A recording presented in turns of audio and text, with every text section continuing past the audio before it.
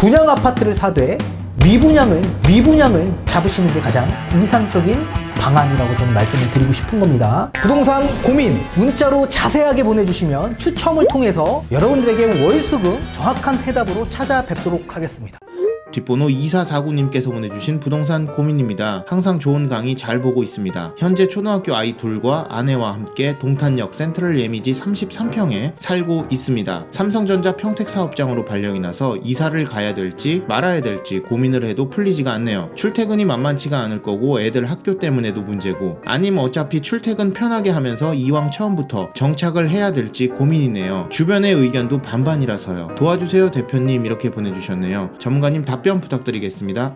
네, 일단 답변부터 드리도록 하겠습니다. 지금 동탄과 평택은요, 수평적 관계가 아니라 수직적 관계에 놓여 있기 때문에 상급지에 거주하고 계신 동탄에서 하급지 평택으로 갈아타기 하시는 거는 무의미한 것으로 저는 말씀을 좀 드리고 싶고, 이미 지금 자녀 교육이 아직 남아있는 것으로 저는 파악이 돼 보이기 때문에 차라리 일단 동탄에 좀 계시다가 한 5년이 넘어간 이후부터 다시 한번 좀 평택으로 접근을 하시는 것도 나쁘지 않은 선택이다라고 말씀 좀 드리고 싶고요. 그때 가서 좀 선택을 할 요지가 있는 것 뿐이지, 지금 우리가 아직 지금 완성이 되지 않는 신도시를 접근하는 거는 반대를 좀 드리고 싶어요. 특히나 지금 집이 다 지어져 있는 기축 아파트를 우리가 매수하는 거는 절대 반대입니다. 지금 평택 같은 초기 신도시 같은 지역 일대는 집이 지어진 기축 아파트가 아니라 오히려 분양을 받으셔야 되는 겁니다. 근데 이 분양도 그냥 일반 분양이 아니라 미분양을 잡으셔야 된다. 미분양을. 앞으로 이 지금 평택 지역 일대의 입주 물량이 앞으로 굉장히 많아질 것으로 보여집니다. 특히나 이제 향후 하락 국면으로 접어드는 하락장이 도래가 된다면 경기도 외곽 지역 일대, 특히 뭐 평택 같은 지역 일대들이 굉장히 타격을 크게 받을 것으로 보여지고 있고, 이 입주 물량에 대한 여파와 함께 전세 가격이 받쳐주지 않기 때문에 아마도 미분양이 굉장히 많이 나올 것으로 보여집니다. 그런 물건을 차라리 향후 나중에 전세를 낀 물건으로 잡던지 또는 2주택 전략으로 좀 가시는 게 오히려 좋은 방향이 되지 않을까라는 말씀을 좀 드리고 싶습니다. 그 이유는 뒤에 가서 자세히 설명해 드리도록 하겠습니다. 일단 위치를 좀 보도록 할게요. 지금 우리 동탄역 인근에 바로 위치하고 있습니다. 동탄역이 지금 여기에 위치하고 있죠. 그래서 거의 초역세권에 위치하고 있고, 바로 앞에 단지 내 초등학교도 위치되어 있으면서 뭐 상권이나 상업시설들이 전부 다 들어와 있는 상황에 놓여져 있고, 이 동탄역 주변으로 굉장히 개발 권역들이 광범위하게 앞으로 확충될 예정에 있기 때문에 이 동탄역 주변에 있는 아파트들이 굉장히 많이 가격 상승이 나왔던 이유인 거죠. 그래서 우리 아파트도 계속적으로 저는 미래의 가능성, 미래성이 굉장히 좋은 아파트로 보여지고 있기 때문에 굳이 이거를 매도하실 필요는 없다라고 말씀을 드리고 싶습니다. 자, 그리고 평택을 보시게 된다면 평택의 가장 주요 지점은 이 평택 지제역 인근이라고 말씀을 좀 드리고 싶고, 여기서부터 조금 더 위쪽으로 올라가면 서정리역이라는 곳이 있습니다. 그래서 지금 왼쪽으로는 이제 고덕 신도시가 자리 잡혀 있는데 1단계부터 3단계까지 지금 신도시가 구성될 예정에 있고, 지금 1단계 아파트가 조금 어느 정도 입지가 들어와져 있는 상황에서 2단계 아파트가 지금 지어져 있는 상황이고, 3단계가 들어오려면 아직 한참 멀었죠. 그리고 평택 지제역 왼쪽으로 보면 이쪽이 삼성전자 평택 캠퍼스가 들어올 곳인데, 이 부지가 굉장히 큽니다. 거의 뭐 축구장 한 25개 정도를 합쳐놓은 크기라고 보시면 좋을 것 같습니다. 굉장히 광범위하게 들어올 곳이고, 그리고 우측으로 본다면 이 평택 지제역 인근 상단으로 보시면 이쪽이 이제 물류 단지가 있고, 위쪽으로는 카이스트 평택 캠퍼스가 또 들어올 예정에 있습니다. 이쪽이 브레인시티가 들어올 자리이고요. 또 위쪽으로 조금 더 내려오면 이 맘시티 쪽이 있습니다. 맘시티 쪽. 그래서 요 앞쪽으로는 이제 쌍용 자동차 본사가 있는 지역 일대이고요. 또 밑으로 내려오게 되면 이쪽이 이제 영신지구라고 해서 지지역 인근 주변에 이제 아파트가 지금 공사가 한참 진행 중에 있고 들어온 곳들도 있습니다. 그리고 조금 더 뒤쪽으로 가면 이제 동삭동 일대의 아파트가 2017년도에 많이 들어왔죠, 이쪽에. 그리고 좀 더 밑으로 내려가시면 이쪽에는 이제 이 평택시청 쪽이 있고 이제 구도심 쪽입니다. 평택역 주변. 그리고 이제 비전동 쪽에 이제 아파트가 좀 들어와 있고 소사볼 쪽에 이제 아파트가 좀 들어와 있습니다. 그리고 이제 여러 가지 평택시청이랑 관공서들이 고덕 신도시 쪽으로 들어갈 예정으로 있는 곳입니다. 미래성으로 봤을 때 굉장히 좋은 지역으로 보여지지만 지금 이 시기에 평택 지역 일대로 들어가는 건 반대를 좀 드리고 싶은 겁니다. 그 이유는 뒤에 가서 판소를 통해 자세히 설명해 드리도록 하겠습니다. 우리가 입지를 판단할 때 있어서 여러 가지 조건이 필요합니다. 이 가치를 우리가 따지고 나서 어떤 지역 일대가 입지를 좋냐의 기준 삼아서 수요가 들어가는데, 그런 데 있어서 가치 판단에 있어서 가장 중요한 건 본연의 내재 가치가 얼마나 좋은지에 따라서 이 가격도 달라지고 수요도 유입하는 데 있어서 굉장히 달라질 수 있는 겁니다. 이 내재 가치가 좋은 입지 조건을 띈 곳들은 기본적으로 펀더멘탈이 좋은 지역이라고 보시면 좋을 것 같습니다. 이 펀더멘탈이라는 건 기초 체력을 뜻하는 건데요. 기초 체력이 탄탄하게 받쳐줄 수 있는 그런 입지를 띈 곳이 내재 가치가 좋은 곳이다라고 판단할 수 있는데, 자, 동탄이 내재 가치가 좋다라고 저는 보고 있는 겁니다. 자, 내재 가치가 좋은 지역 일대는 수요 유입이 굉장히 많이 될 수 있는 겁니다. 이 내재 가치는 본연의 본질적 가치를 뜻하는 건데요. 쉽게 예를 들면 우리 양질의 일자리가 동탄에 있습니까, 없습니까? 당연히 있죠. 화성 캠퍼스 삼성전자 지금 우리 구독자님이 다니고 계신 지역 일대 양질의 일자리가 충족되지 않았습니까? 그렇게 이 지역에 양질의 일자리가 들어오게 된다면 소득 수준이 높은 수요가 유입이 될 수 있고, 따라서 자녀 교육에 또 힘을 쓰시는 분들이 굉장히 많아서 학원가들이 또 조성이 되면서 학업 성취율이 좋으면 또 학군이 좋아지는 거고, 또 여기에 계속적으로 매매 거래가 되면서 가격이 상승하면서 또 다른 또 소득 수준이 높은 수요가 유입이 되면서 손바뀜 현상이 나타나면서 이 쇼핑과 문화 그리고 여러 가지 상업시설들이 개발이 되면서 이 지역적 자체가 완전히 변모하죠. 따라서 그렇게 내재 가치가 좋은 지역 일대에는 수요가 탄탄하게 받쳐주는데 살기 좋다 보니까 실수요층들도 들어오는 반면에 또 여기에 투자 수요도 함께 들어옵니다. 이렇게 인구 유입이 많이 되면 교통 편의가 확충될 수 있는 요지가 굉장히 커지는데요. 동탄역 인근이 그렇습니다. 동탄역 주변이 지금 뭐 SRT뿐만 아니라 뭐 인덕원 동탄선, 그리고 GTXA는 이미 지금 공사하고 있고, 또 기흥에서 뻗어 나오는 분당선, 그리고 동탄에서부터 청주공항역까지 가는 노선도 지금 계획되어 있는 상황이기 때문에 굉장히 이런 미래가치가 투자성이 높은 이 교통편의 확충으로 인해서 수요층들이 굉장히 많이 유입될 수 있는 거죠.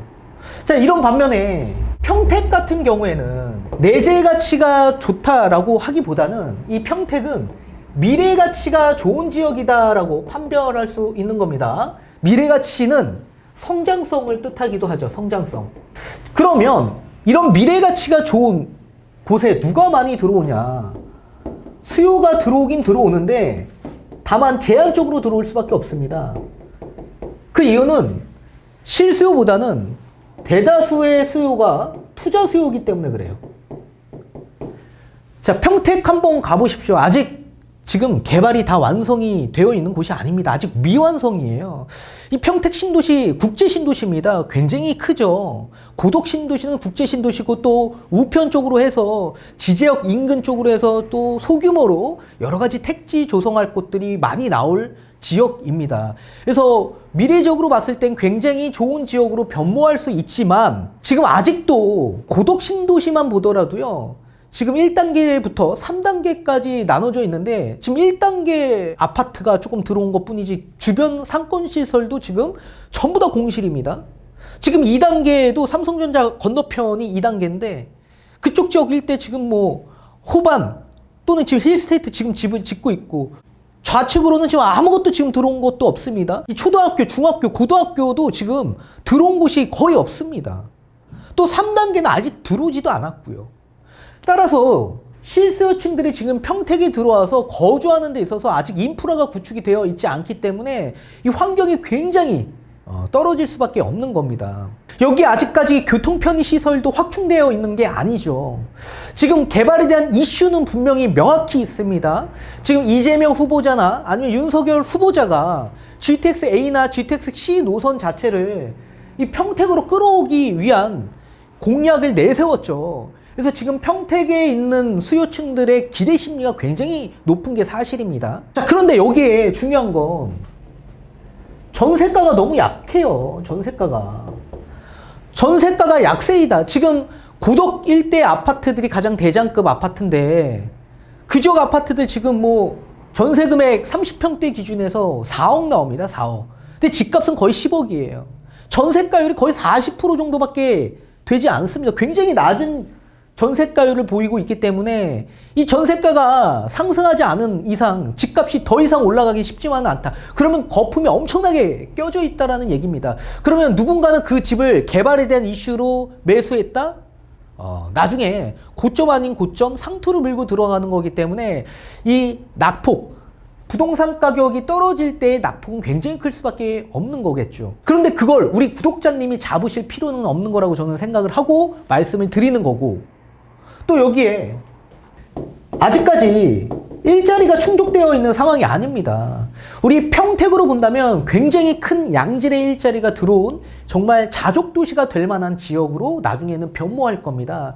지금 삼성전자의 평택 캠퍼스가 지금 들어와 있는 상황이고요. 그 부지 자체가 거의 뭐 축구장 25개 합쳐놓은 크기만큼 굉장히 큰 부피를 자랑하고 있죠. 부지를. 그리고 여기에 뭐 거의 50조 원이 넘는 자금이 들어가 있는 상황이고, 코로나 사태로 인해서 수요는 폭발적인데 공급이 굉장히 부족한 현상에서 특히나 반도체 시장의 공급이 굉장히 부족하죠.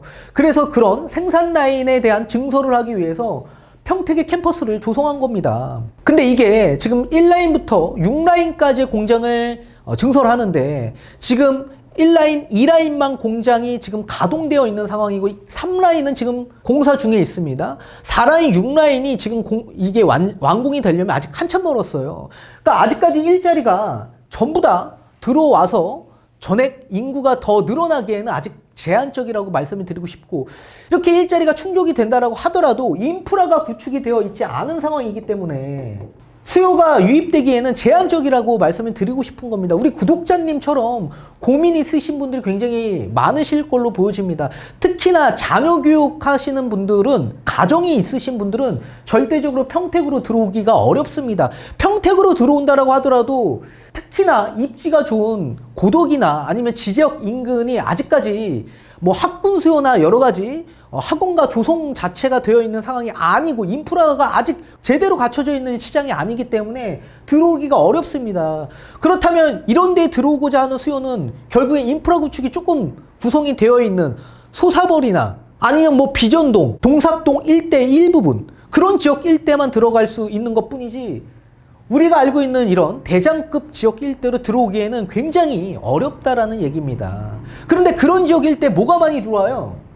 입주 물량이 많이 들어오지 않습니까?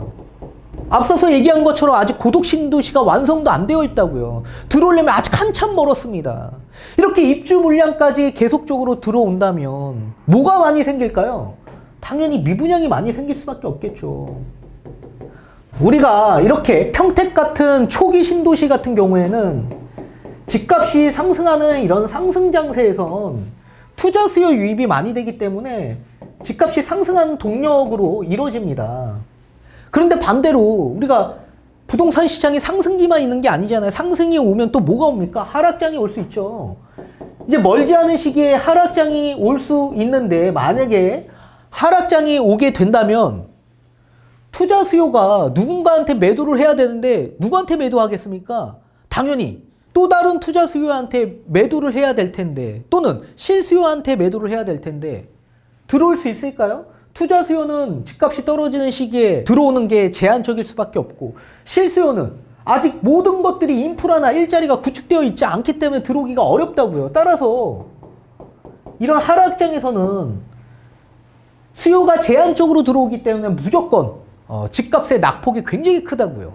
여기에 입주 물량, 미분양까지 적체가 되면 엄청나게 가격이 떨어질 수 있다라는 얘기입니다. 이런 걸 우리가 상투에 물고 들어갈 필요는 없는 거 아닙니까? 그죠? 따라서 앞으로 평택은 지금과 비슷한 다음 상승기가 도래가 됐을 때 정말 폭발적 상승이 나올 가능성이 있는 저는 지역이라고 보고 싶은데, 지금으로서는 사실 완전히 초기 단계이기 때문에 결국엔 하락기로 넘어가는 시기에는 투자 수요가 급감하고 결국엔 실수요가 받아줘야 되는데 실수요가 들어오는 시장이 아니다. 이 시장은 전세가가 낮다는 얘기는 실수요가 거주하는데 굉장히 열악하다라는 얘기이기도 하죠. 그죠? 또 일자리도 들어오지 않고 인프라도 구축이 안 되어 있기 때문에 실수요가 들어오기 어렵고, 그러면 따라서 하락기에는 하락의 폭이 굉장히 클 수밖에 없는 거고, 그 시기에 차라리 우리는 미분양을 잡아서 2주택 전략으로 가시는 게 훨씬 더 유리한 측면이 있을 수 있는 거겠죠. 그렇기 때문에 지금의 이런 평택 신도시 같은 경우에는 기축 아파트를 사는 게 아니라 무조건 분양 아파트를 사되 미분양을 잡으시는 게 가장 이상적인 방안이라고 저는 말씀을 드리고 싶은 겁니다. 그래서 몇 년만 조금 출퇴근에 대해서 좀 고생 아닌 고생이 있으실 수 있겠지만 좀 기다리실 필요가 있다라고 저는 보고 있고, 지금 동탄 일대가 훨씬 더 상급지역이기 때문에 저는 이 지역에서 좀 기다려 보시다가 나중에 미분양을 잡아서 2주택 전략으로 가시는 게 우리 구독자님한테 가장 이상적인 방안이 되지 않을까라는 말씀을 꼭 드리고 싶습니다.